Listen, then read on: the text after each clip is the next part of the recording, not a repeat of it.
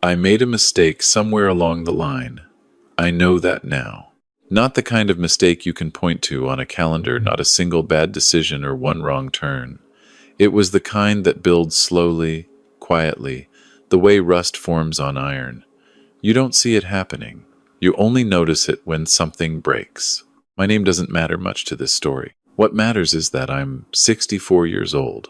I spent 37 years building a small manufacturing company from nothing, and for most of my adult life, I believed that providing for my family was the same thing as loving them. I was wrong about that too. My son, I'll call him Daniel, is 31. He has my mother's eyes and his mother's stubbornness, and somewhere along the way he developed an appetite for things he hadn't earned. I can't tell you exactly when it happened. Children change gradually, and you adjust to each change so slowly that you don't realize how far you've drifted from where you started. His mother, my late wife Carol, passed away 6 years ago.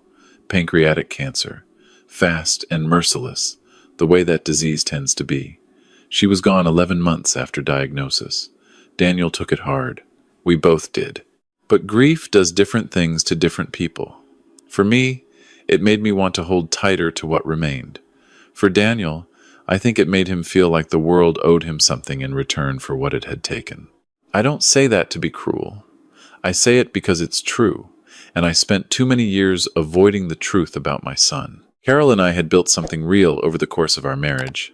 Not just the company, though. The company was a big part of it, but a life. A savings account that had grown steadily over decades of discipline. A modest investment portfolio. A house that was paid off. We weren't extravagant people. We drove sensible cars. We took one vacation a year, usually somewhere we could drive to. We put money away every single month without fail, because Carol had grown up with very little, and the memory of that scarcity never left her. When she died, I inherited everything. And I made the mistake of letting Daniel know roughly what that looked like. I didn't give him a spreadsheet. I didn't sit him down with a financial advisor. But in a moment of grief-softened vulnerability, about 8 months after we buried his mother, I told him that he didn't need to worry. That his mother and I had done well. That the family was taken care of. I said something like, "You'll be okay. We saved well. There's about $2.5 million between the house, the investments, and the business equity." I thought I was comforting him. What I actually did was hand him a number. Daniel had been dating a woman named Brianna for about 2 years at that point. She was pleasant enough at family dinners, laughed at the right times, called me sir until I told her she didn't have to. She worked in marketing for a mid-sized company and made decent money, and Daniel was doing reasonably well as a project manager at a construction firm. Together they were pulling in somewhere around $160,000 a year. Not wealthy, but not struggling either. They got engaged the following spring. I was happy for them. Genuinely.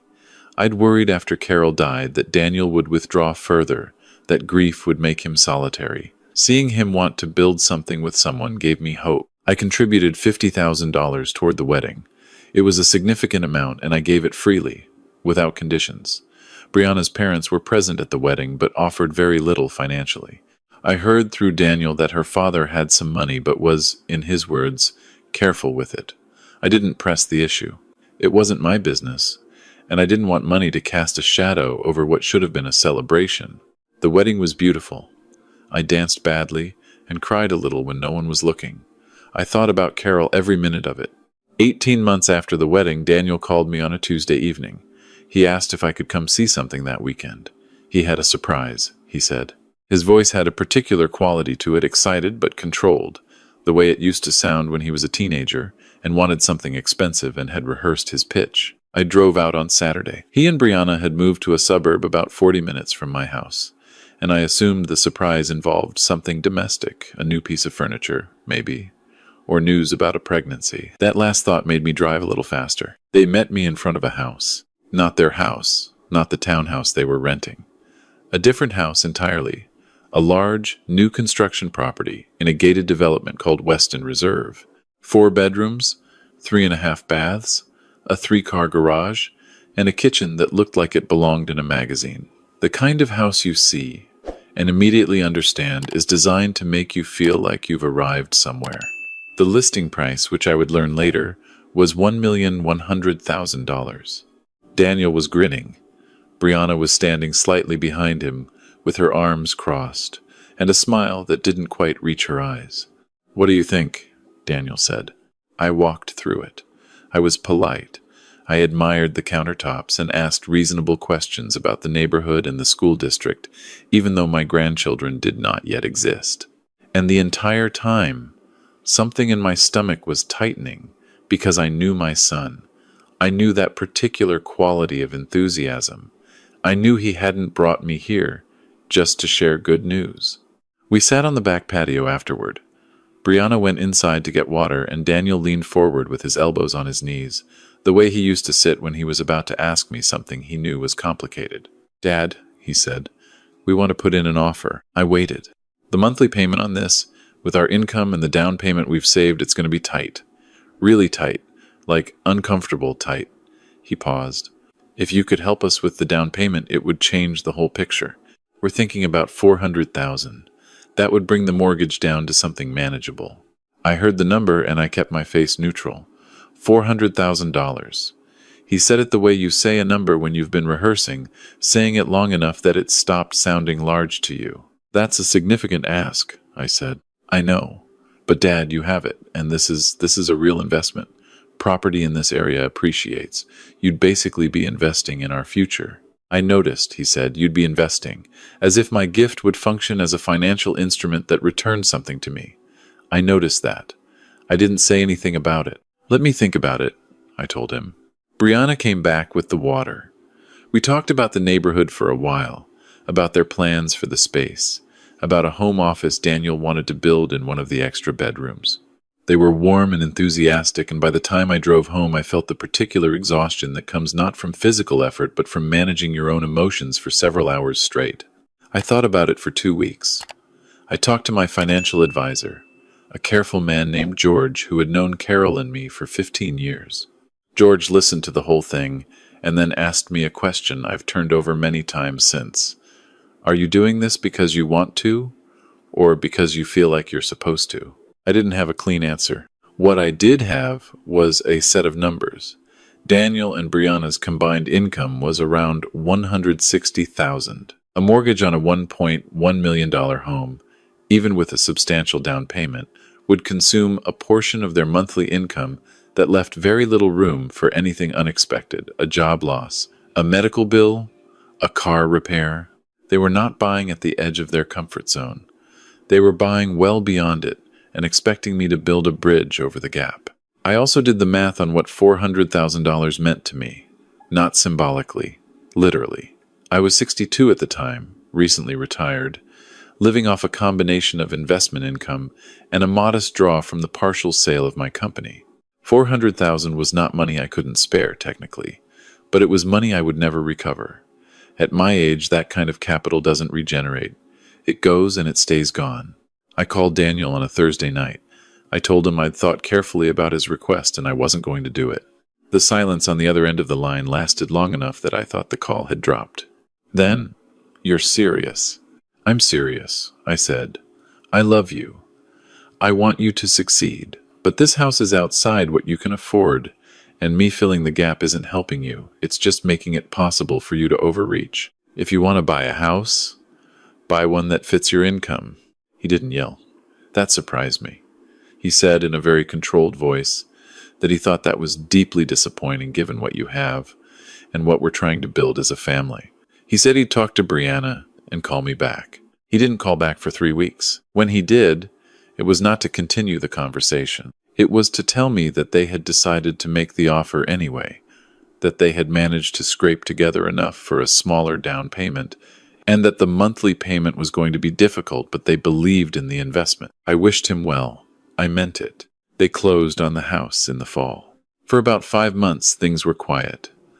I saw Daniel and Brianna at Thanksgiving. The conversation was polite and slightly stiff, the way conversations are when something unspoken is sitting at the table with you. I bought them a housewarming gift, a nice one. I drove out and helped Daniel hang some shelving in the garage one Saturday. I was trying. I believe he was trying too. Then February came. Daniel called me on a Sunday morning and asked if we could have lunch that week. Just the two of us. Something in his voice was different from the call about the house. That had been excitement layered over nerves. This was something flatter, more deliberate. We met at a diner near his office on Wednesday. He was already there when I arrived, and he'd ordered coffee and was staring at it when I sat down. We made small talk for about 10 minutes, and then he opened a leather folder he'd brought and set it on the table between us. Inside was a document. Several pages stapled. I didn't pick it up immediately. "What is this?" I asked. "Dad," he said, "Brianna and I have been struggling. The mortgage is more than we can manage. We've had to pull from savings every month for the last 4 months just to cover the basics. We talked to a financial planner and a lawyer." "A lawyer," I said. "We did some research. There's a legal concept, it's called promissory estoppel. It applies when someone makes a promise that another person relies on to their detriment. And Dad, you told me you had $2.5 million. You came to see the house. You didn't tell me not to buy it. We made decisions based on the expectation that you would help." I looked at the document. I still hadn't touched it. "Daniel," I said slowly, "I never promised you anything." "You created an expectation," he said. "That's the same thing legally." He pushed the folder closer to me. "We're asking for $400,000. That's what we asked for originally. If you provide it now, this goes away. We all move on." I picked up the document. It was a formal demand letter, drafted by an attorney whose name I didn't recognize.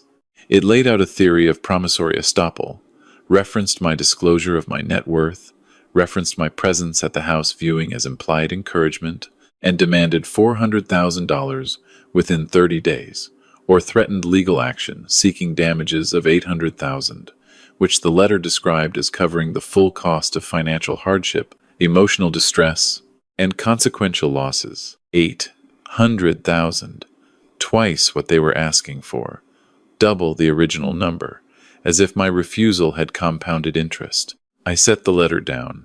I looked at my son. I thought about Carol. I thought about what she would say if she could see this lunch, this diner, this leather folder sitting on a table between her husband and her child. "You need to leave," I said. "I love you, but you need to leave right now." Daniel looked surprised. I think he expected me to be rattled, to negotiate, to ask what we could work out. He didn't expect composure. He picked up the folder and stood up and said, "My lawyer will be in touch." He was right about that. 6 weeks later, I was formally served with papers. The lawsuit had been filed in civil court. My son was suing me for $800,000. I sat in my kitchen with those papers for a long time. I didn't panic. That surprised me about myself. I'd expected panic, the rapid heartbeat, the feeling of walls contracting. What I felt instead was something quieter and more final, a kind of grief. Not for myself, for the boy I remembered, for the person I had apparently failed to raise correctly, or perhaps had loved incorrectly, which amounts to the same thing. I called my attorney the next morning. His name is Robert, and he's been handling my business affairs for 20 years. When I read him the lawsuit over the phone, he was quiet for a moment and then said, "Okay, we're going to be fine. But I need everything, every conversation, every text, every record of what you did and didn't say."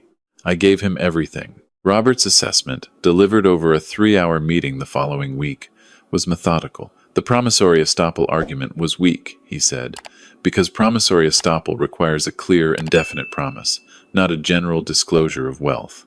My comment about having roughly $2.5 million in assets was not a promise to give any portion of it to anyone. My presence at the house viewing was not implied encouragement.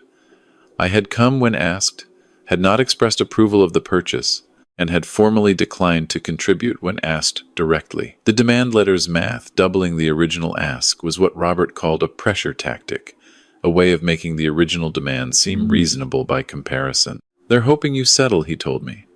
"They don't want to go to trial. A trial is expensive, and their legal theory is shaky." "I'm not settling," I said. Robert looked at me for a moment. "Okay," he said.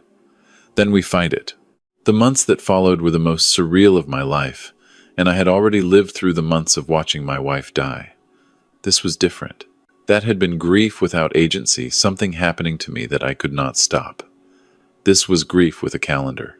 Depositions scheduled, motions filed, A court date in the fall. Daniel and I didn't speak during this period. I didn't try to stop him. I didn't call Brianna. I didn't try to reach around the lawyers. Robert had advised me not to, and beyond the legal advice, I simply didn't know what I would say. There is a particular silence that exists between two people when one of them has filed legal documents against the other. I had never understood that silence before. Now I did. My friends, the few I've kept close over the years, were variously horrified and outraged on my behalf. My neighbor Frank, who has known Daniel since he was in grade school, said things I won't repeat here. My college roommate called from Phoenix and told me to change my will immediately. I appreciated the loyalty. I didn't take all the advice. I did think about the will. I thought about it carefully. My original estate plan had left a substantial portion of my assets to Daniel in a structure that Carol and I had designed together years ago. After the lawsuit was filed, I sat with Robert and we reviewed it. I made some changes. I'm not going to detail what those changes were because this story isn't about punishing my son, it's about what happened in that courtroom and what happened after. The trial was scheduled for a Tuesday in November. Civil court, a judge, no jury, which Robert said worked in our favor because the legal theory would need to stand on its actual merits rather than emotional resonance. I arrived at the courthouse early. I wore a suit I'd bought for Carol's funeral and had worn perhaps twice since. It still fit, which was a small surprise. Daniel and Brianna were already in the hallway when I arrived, with their attorney, a younger man who moved quickly and carried his briefcase like a prop. Daniel was in a dark blazer. Brianna was in a gray dress. Neither of them looked at me directly. I looked at both of them. Old habit. I've spent my whole life looking at people who don't want to be looked at. The proceeding began. Daniel's attorney laid out the promissory estoppel theory with what I thought was more confidence than the facts supported. He described my disclosure of my net worth as an implicit pledge. He characterized my presence at the house, viewing as an endorsement of the investment. He used the phrase reasonable reliance many times. Robert responded simply. He walked through the timeline. He introduced my text messages to Daniel, including the one where I had explicitly declined to contribute, and explained my reasoning. He introduced the formal decline phone call, which I had noted in a contemporaneous email to myself that same evening. He introduced the fact that Daniel had closed on the house 2 months after my refusal, fully aware that I would not be contributing. My client never made a promise, Robert said. He made a disclosure. Those are not the same thing. Every parent who tells their child they have savings is not thereby obligated to spend those savings on demand. Then the judge spoke. She was a woman in her early 60s, reading glasses pushed down her nose, with the particular patience of someone who has heard every variety of human conflict and is no longer surprised by any of it. She asked Daniel's attorney several clarifying questions. She asked Robert one, then she looked at me, not at my attorney, but directly at me, and asked a single question. "Mister," and she said, "my name, did you at any point tell your son that you would give him money toward the purchase of this home?" "No," I said. "I told him I wouldn't." She nodded, looked down at her papers, wrote something. The ruling came 3 days later, filed electronically, a PDF that Robert forwarded with a message that said only, "We won. Call me." The case was dismissed. Promissory estoppel requires an actual promise, the ruling stated. Disclosure of assets does not constitute a promise. Presence at a property viewing does not constitute endorsement. Reasonable reliance requires a reasonable basis, and there was none here. The suit had no merit. Robert asked if I wanted to seek attorney's fees. I told him no. The legal fees I'd paid were significant, just under $30,000, but pursuing them would mean extending this into another proceeding, another set of months, more silence and paperwork and stress. I wanted it over. I told him no, and I meant it. I drove home from Robert's office on a gray November afternoon and sat in the driveway for a while before going inside. I thought I might feel relief, or satisfaction, or some form of vindication. What I felt was tired. The clean, honest tiredness of something that is simply finished. I want to say something here that I don't think gets said enough in stories like this one. I never stopped loving my son. Not when he handed me that demand letter. Not when I was served with papers. Not when I sat in a courtroom while his attorney argued that I had financially damaged my own child by declining to give him money. Throughout all of it, underneath the anger and the grief and the exhaustion, there was something that didn't move. Something that had been there since the first time I held him in a hospital room 31 years ago and understood for the first time what it meant to be responsible for another human being. Love doesn't always look the way we want it to. Sometimes it looks like saying no. Sometimes it looks like letting someone face what they've built. I had spent years confusing love with provision, thinking that giving Daniel what he asked for was the same as giving him what he needed. My financial advisor, George, had asked me whether I was doing something because I wanted to or because I felt like I was supposed to. I had never asked myself that question about my parenting. I should have asked it much earlier. 3 months after the ruling, on a Thursday evening in February, my phone rang. Daniel. I let it ring twice. Then I picked up. He didn't say hello. He said, "Dad, I need to tell you something." He and Brianna had separated. He didn't go into detail, and I didn't ask for detail. He said it had been building for a while. He said a lot of things had become clear to him over the past year that he wished had been clear sooner. Then he said, "I'm sorry. For the lawsuit, for the letter, for all of it. I was in a bad place, and I let someone else's pressure become my pressure, and I aimed it at you. And that was wrong. It was wrong, and I'm sorry." I listened to all of it. Then I said, "I know. Can I come see you?" "Yes," I said. "Come Sunday. I'll make dinner." He came Sunday. We sat at the same kitchen table where I had opened those court documents 14 months earlier. We ate, and we talked carefully at first, and then less carefully. And then, somewhere around the second cup of coffee, something shifted. Not back to what we had been. Something can't go back to what it was after it's been through what we'd been through.